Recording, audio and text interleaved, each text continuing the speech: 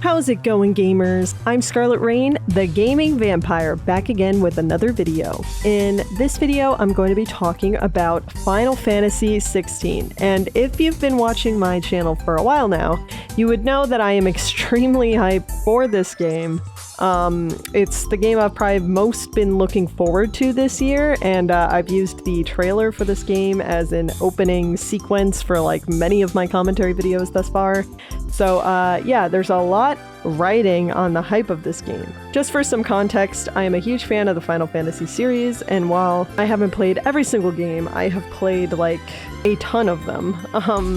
Most notably, I've played 1, 2, and 3, as well as 7, 9, 10, 12, and 15. I've also found myself playing Final Fantasy VII Remake. I have not finished Final Fantasy VII Remake. It's just one of those things that I just keep putting off for some reason, but I'm very far in that game. Like, I have about 50 hours in it so far, so I have a good feel for like what that game is like. So I feel like I'm qualified to talk about the current modern state of Final Fantasy, and also I feel like I'm qualified to talk about where JRPGs used to be and where JRPGs are now. I've been playing games since I was 4 years old. Part of my initiation into gaming was playing JRPGs. One of my very first memories in gaming is playing Final Fantasy IX. JRPGs have been a staple in my gaming career since. I've played a lot of notable JRPGs like Chrono Trigger, Persona, Shin Megami Tensei, as well as some of the earlier Star Oceans. I've played Dragon Quest, many of the Dragon Quest titles, and the list goes on. And as I've played a lot of those JRPGs throughout my life, I actually went through a period where I was super sick of JRPGs. I had played just so many of them that the turn-based combat had just like kind of all melded together for me. A game that I think exemplifies like mastery of like making turn-based combat interesting is something like Persona 5. I feel like the turn-based combat in that game, even as someone who has played a ton of turn-based games, felt engaging and active. And I think that that's kind of the key if any modern game is looking to be turn-based, is that there's got to be some engaging element. Like, it's not enough to just have like an attack option, some magic spells, and an item menu.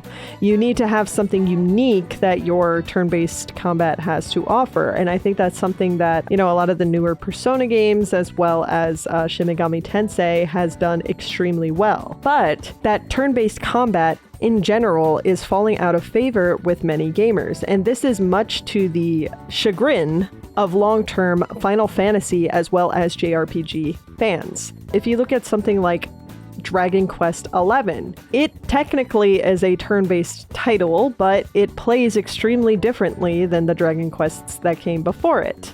However, I think Dragon Quest XI does a great job of not betraying its initial player base, as it is still very much a JRPG at heart. It just has a different approach of playing that turn-based combat. There's also a option to switch it to 2D mode, which was very, very cool. If you preferred a more retro experience. I think things like that are much appreciated by the older crowd that kind of just want things the way they are. And I believe, yeah, so Final Fantasy VII Remake has a classic difficulty that create a more turn-based experience, even though it still is more of an action title. It plays more like that traditional turn-based feeling as much as it possibly can. However, Final Fantasy XVI, I think, wants to be that next step in the evolution for Final Fantasy, for JRPGs, for all of that. And I think in their effort to do so, they have decided to do without turn-based combat entirely and create a sort of action RPG instead of a traditional turn-based JRPG. And that's kind of what I want to talk about, because I think that a lot of people are dismissing Final Fantasy XVI as not a true RPG, not a true Final Fantasy game, when in reality, after playing it for about 15 hours, there is a very distinct Final Fantasy feeling to the game. And that is despite the change in combat system. I'm going to be releasing a full-length review probably sometime next week, but this video is more of a preview of my opinions that might appear in that video. We'll see how they change when I beat the game.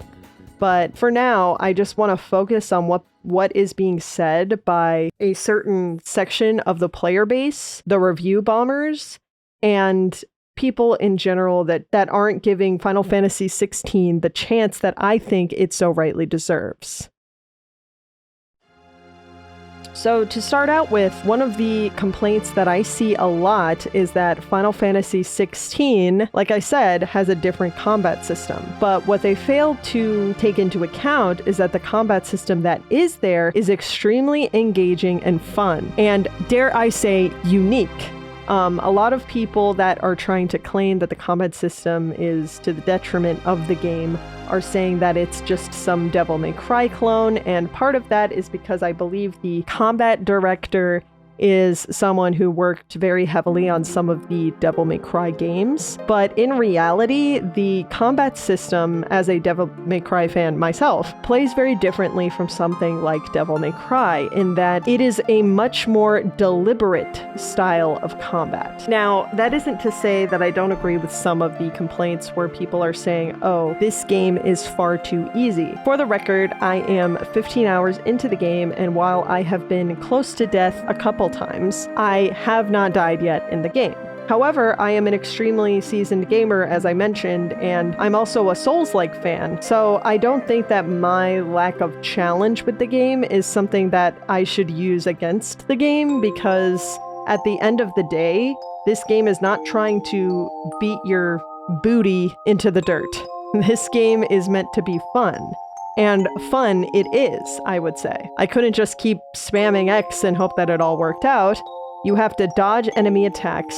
You do have to play almost like in a hyper-aggressive Bloodborne style in order to succeed, because part of the game, which I think is really interesting, is that there is I almost compared it to Sekiro at first, but what I would actually compare it to is Elden Ring. There is a very clear, if I keep hitting this thing, it's going to stagger mechanic inside of the game, which I think is phenomenal because it promotes you actually playing more aggressively. You want to keep hitting the enemy. It's not as unforgiving as something like Sekiro, where the stagger bar will slowly refill over time, or at least I don't think it refills, or the grace period for it refilling is so long that I've just never experienced it. Still, nonetheless, gives you an incentive to stay in the enemy's face. And while you're staying in the enemy's face, you have to watch the enemy for the attack that they're going to do next, almost like in Elden Ring, and figure out the timing to dodge. Figuring out the timing to do a perfect dodge when you're in a boss battle is super, super fun and rewarding, just like in Souls-like experiences, because the more counterattacks you hit on the enemy, or if you parry the enemy, because there's also a parry mechanic, and you get the opportunity to land a ton of hits onto the enemy to lower that stagger gauge, it is extremely rewarding. And there are even more ways to take advantage of enemies when they're in this weakened state. And so I don't think it suffers from not having turn-based combat, because the combat that is implemented is so fun and rewarding. The other criticism that people seem to have is the areas aren't open world experiences, or at least the more open areas are empty and filled with nothingness. And I don't really see that argument, just because obviously a lot of people have suffered through Final Fantasy XIII or the end of Final Fantasy XV, where it feels like a hallway simulator. I don't think that Final Fantasy XVI suffers from hallway simulator syndrome. I actually agree with some of the people comparing it to something like Kingdom Hearts, where you have a world that you can explore and there's different ways that you can go and some of it's interconnected, but at the end of the day, there is only so much area. It's more of a tailored experience instead of an open world title. And I actually appreciate that more, because I think a lot of games, and I think we saw this with Final Fantasy XV, think that they need open world in order to be seen in the modern market, and that's just not true. And I think they were kind of toying with this idea when they came out with Final Fantasy Strangers of Paradise, where that game was heavily compared to Devil May Cry. But they were trying to see and gauge, is there an audience for this type of more tailored world experience? And I think that Final Fantasy 16 takes that and masters it and creates like a more streamlined story where it doesn't feel like you're having to trek across an empty landscape like it did in 15 just to get to your next quest objective. It's very clear where you need to go and when, and there's even fast travel within that. It feels like those areas are really like crafted and sculpted to be a more complete experience.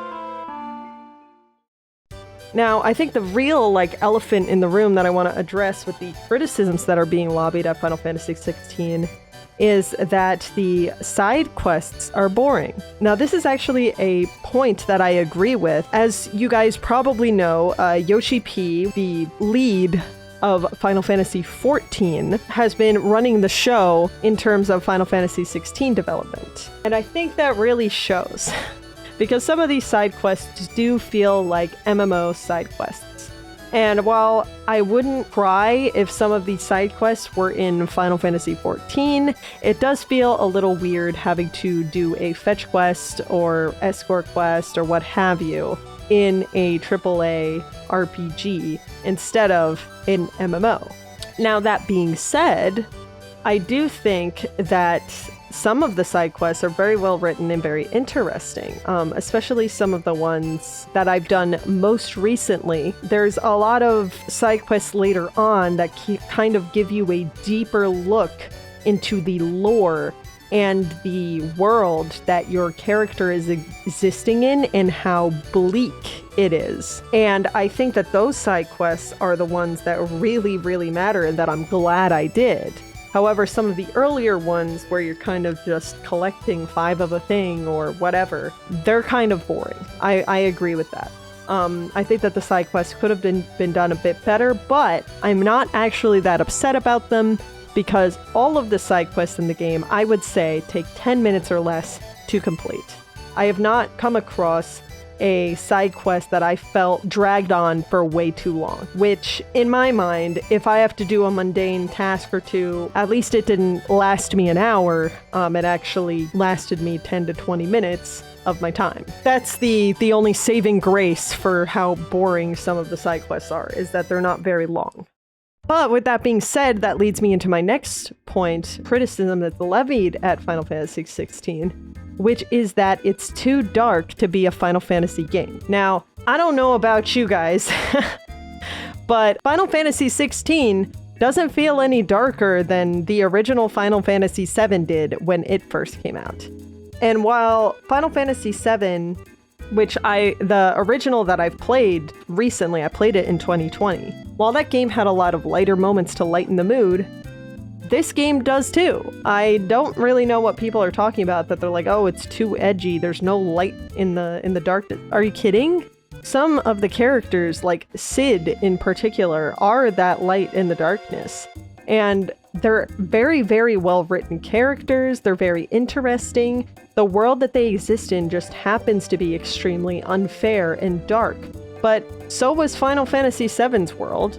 If you think about Shinra and the power that they had and the turmoil that they caused and the fact that your original crew at the very beginning of the game, spoiler right here, right now, your crew at the very beginning of the game lost some key members because of Shinra. And that is what motivates Cloud to go even further and beyond. I don't see where the darkness in Final Fantasy XVI is any more intense than we've seen already in some of the other Final Fantasy games. Even Final Fantasy VI, while it's one that I haven't finished in its entirety, which is why I didn't include it earlier, Final Fantasy VI has some extremely dark moments. That's always been the beauty of Final Fantasy, is that it's not afraid to combat some darker topics, but also it still has a charm and a lightness that can be seen. And I don't think that Final Fantasy XVI is lacking in that. It may seem like it at the very beginning, but as you go through the game, you meet more characters, right? It just starts on a dark note.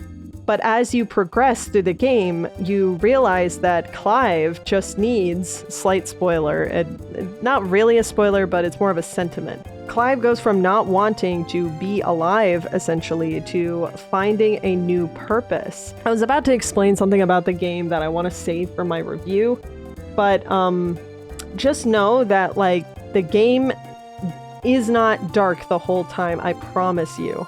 Once again, I just want to say that the character writing is extremely, extremely good in this game, and I think that anyone who is trying to downplay that has not played far enough in the game to know that. I implore you to look for other examples in the Final Fantasy series that don't contain some sort of tragic beginning or tragic story at all in the course of the game. I want to hear what you guys think of Final Fantasy 16 thus far. Have you beaten the game? Have you not? What do you think of it? I'm personally enjoying it a lot so far, and I'm not really understanding a lot of these criticisms other than fans that just don't want change.